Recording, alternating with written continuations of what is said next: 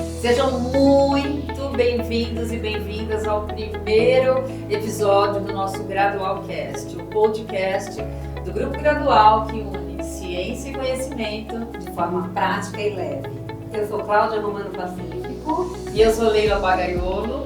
E a gente está aqui então estreando esse podcast do Grupo Gradual, que é um centro de desenvolvimento humano voltado aí, para o estudo do desenvolvimento humano, questões de saúde mental, condições relacionadas ao neurodesenvolvimento, principalmente aí com foco nos últimos 23 anos no transtorno do espectro do autismo. A gente tem um prazer muito grande nesse primeiro episódio chamar alguém que a gente admira muito e está conosco agora há quase 2 anos, mais de pertinho, que é o Nicolas Brito, que trabalha aqui conosco na Gradual. Sim, muito bem-vindo. A gente não poderia começar o primeiro, sem falar de você com você. Nada sobre o Theo sem o Muito Theo. obrigado, é um grande prazer estar aqui com vocês, viu? Uma grande honra, de verdade, de coração. O Nicolas é um multiartista, ele é palestrante, pintor, ele é fotógrafo, E ultimamente ele é também um agente de ensino da área da saúde. Isso é verdade. É palestrante, fotógrafo, escritor, assistente terapêutico e artista plástico. Exatamente. Global, tá dando uma palhinha pra gente, mas já apareceu em grandes mídias e a gente tem o prazer de falar com ele assim, mais aqui dentro, Igualmente. E compartilhar com vocês então essa trajetória dele, que a gente tem muito a aprender, Conta um pouquinho pra gente então dessas grandes habilidades aí, profissões que você como jovem já conseguiu estabelecer. Como foi essa história para desenvolver essas habilidades? Bom, vamos lá. Eu tenho 25 anos de idade atualmente, eu nasci com autismo de suporte 3, E a minha mãe, ela já suspeitava do meu autismo já há um bom tempo, porque ela já estudava bastante em relação a isso, Hoje em dia ela é doutora neurocientista e analista do comportamento e ela foi me estimulando com o passar do tempo, Ela junto com a ajuda do meu pai, E depois ela foi vendo algumas coisas que eu poderia fazer, no decorrer dos tempos, E aí depois ela foi me apresentando diversos tipos de coisas, como por exemplo a fotografia, foi o caso. E hoje em dia eu trabalho como fotógrafo e eu faço artes plásticas também, como o meu trabalho de fotos também, que eu gosto bastante. Seja fotos monocromáticas, seja fotos com distorcidas também, que eu apelido carinhosamente de imagens psicodélicas, E eu gosto bastante disso, de verdade.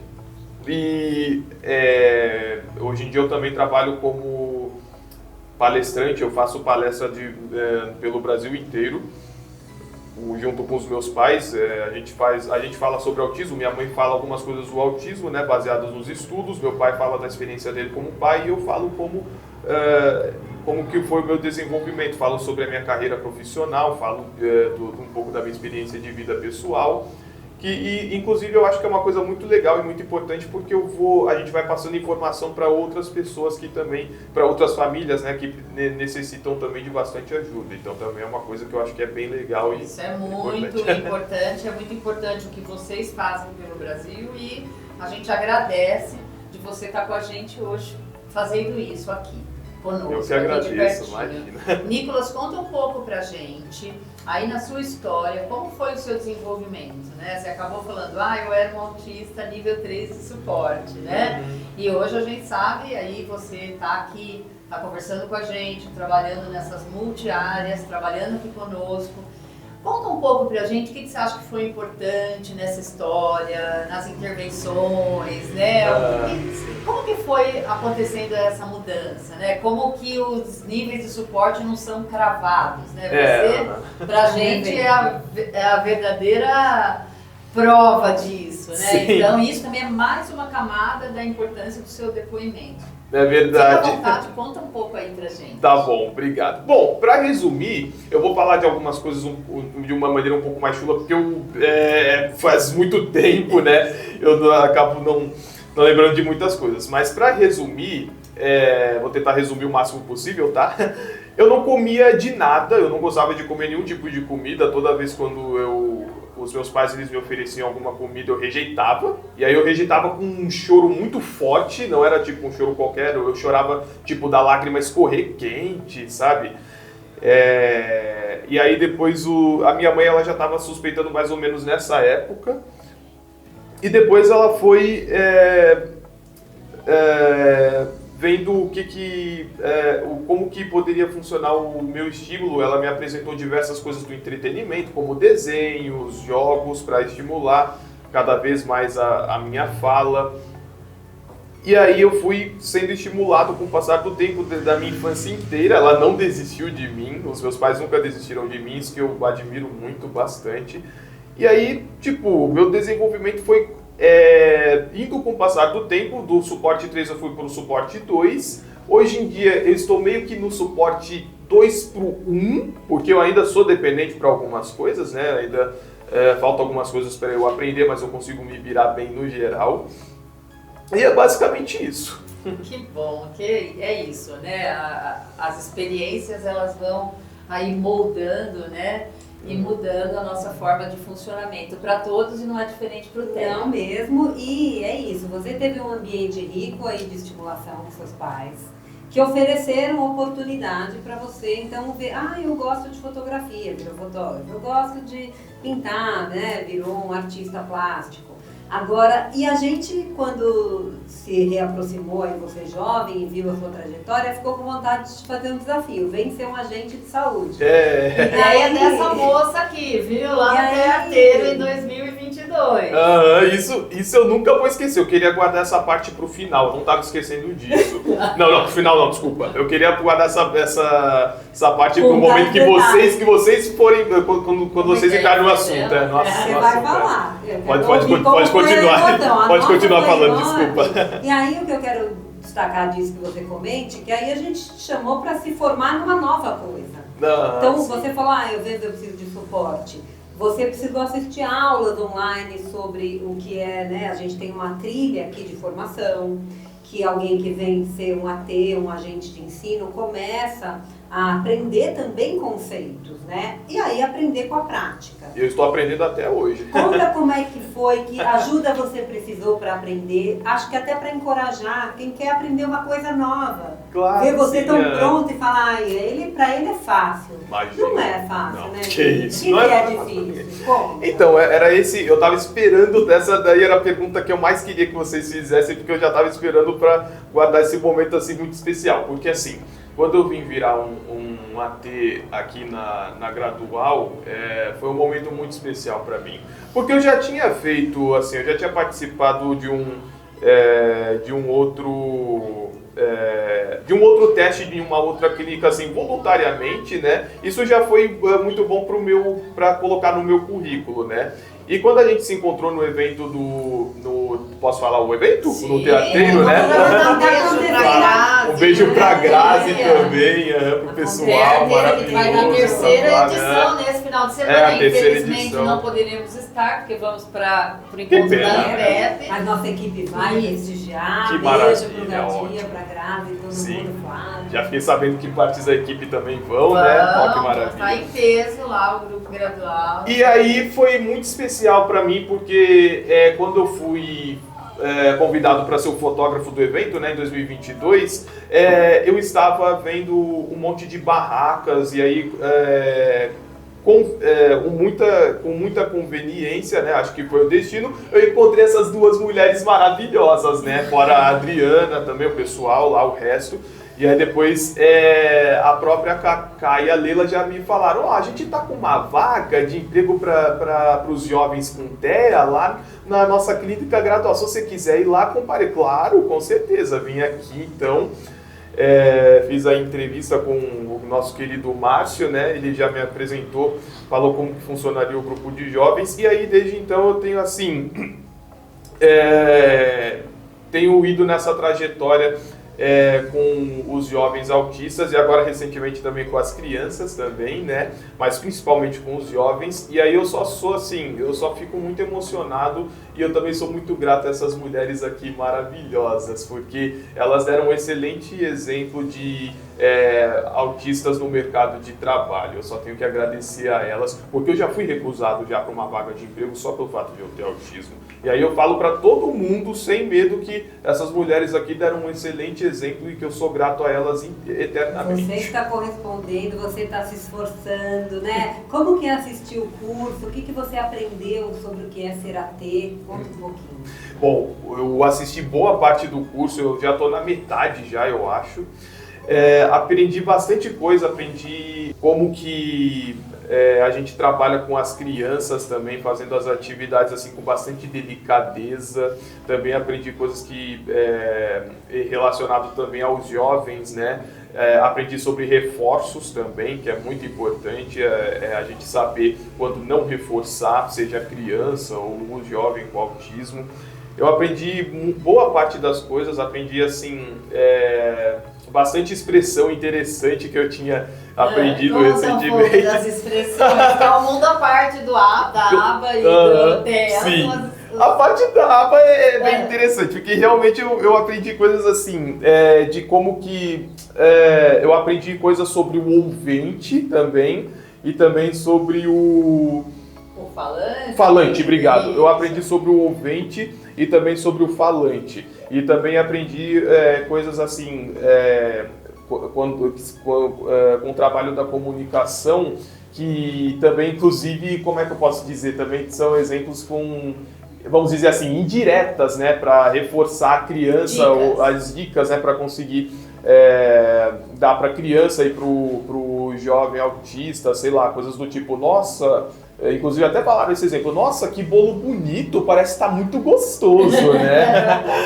Tipo, você pode dar uma dica de que você quer um pedaço do bolo, ou que você, que tipo, também, inclusive... Nossa, ele já aprendeu muito! E também que você também... Né? O tato disfarçado, né? Você tá falando, mas você tá dando os parabéns e também, ao mesmo tempo, você tá pedindo, tá querendo um pedacinho do bolo, e principalmente se for bolo Red Velvet, hein, que é muito bom. Já fica a dica, que o próximo encontro aqui vai ter o bolo Red Velvet. É muito lindo ver o Nicolas falando isso, ele tá falando de um episódio verbal, né, lá do Skinner, do comportamento verbal, né, isso, um jeito da análise do comportamento, olhar para a linguagem, né? Eu falei de uma maneira aqui bem chula, tá, gente? Como eu sou formado, a minha mãe que manja mais disso. A mãe dele é uma grande, se eu falei alguma coisa errada aqui, me desculpe. Né, que trabalha bastante com avaliações e tem pesquisas muito importantes na nossa área, Anita Brito. A doutora Anita Brito é maravilhosa. Sim, sou suspeito a falar. É a mamãe, né? Pois é, minha mãe. E o dia a dia aqui com as crianças, com os jovens? Conta um pouquinho o que é desafiador, o que é legal, né? Bom, compartilha a sua atividade hoje aqui nessa nova carreira. Tá certo. Bom, o que é muito legal aqui com os jovens e com as crianças também, mas principalmente com os jovens, que é onde eu tenho mais experiência, são as atividades que a gente faz. A gente faz bastante atividade legal, bastante projeto, e ambos são muito criativos, tanto as atividades quanto os projetos. E a gente também conversa bastante, a gente bate papo bem gostoso, como nós temos aqui a música do oi e do tchau, né? Mas a gente faz mais com as crianças, com os jovens é diferente. A gente pergunta como foi o seu dia, como foi o seu fim de semana, o que você fez antes de vir pra cá, pra clínica e assim por diante. A gente bate um papo bem gostoso, a gente conta histórias, a gente joga diversos joguinhos que a gente inventa ou apresentamos um para o outro. Então, assim, é um grupo que muitas pessoas aqui elogiam e eu sou suspeito a falar. Eu gosto muito também e, assim, é sensacional.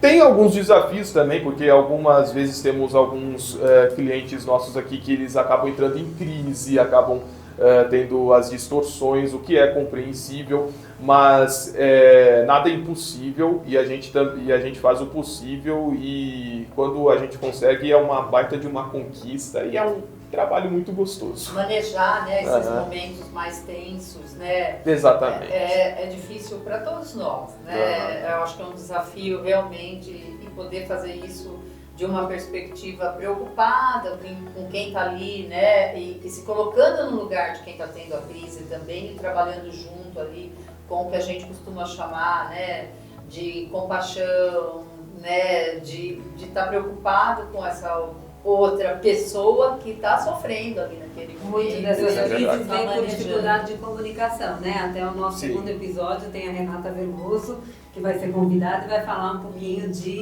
dessa comunicação alternativa, aumentativa, como parte até de prevenção desses comportamentos. Né? Você vê essa relação? Você, quando foi se tornando, né, uma pessoa mais verbal, que consegue falar, que consegue expressar, vai mudando esses comportamentos?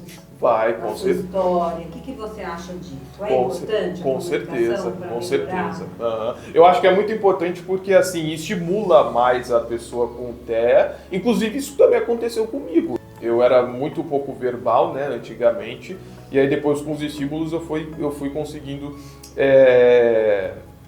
me soltar um pouco mais e me comunicar um pouco melhor. Só no modo de dizer, ainda eu tenho um pouco de dificuldade de comunicar, às vezes dá uns lags no meu cérebro, mas nada de grave. E todo mundo tem esse cérebro. Eu tenho pra caramba. Agora, Nicolas, conta um pouco pra gente a parte social. A gente acompanha, né? Vê você aí, às vezes, no último encontrão, a gente tem alguns encontrões aqui na Gradual. 3 vezes verdade. ao ano a gente chama todos os colaboradores, os terapeutas, né? E discutimos, refletimos sobre as nossas práticas, né? O que está legal, o que não está, o que ajuda. Tem também sempre um pouco de questões teóricas. E o Nicolas está em todos os encontrões. Ele é um assíduo que vem sempre. E daí no último eu falei, nossa, Nicolas, ele tinha saído na noite anterior. Tinha saído na noite dessa parte social aí. Tá. Você também tem a confraternização, né? E é A muita confraternização, gente, né?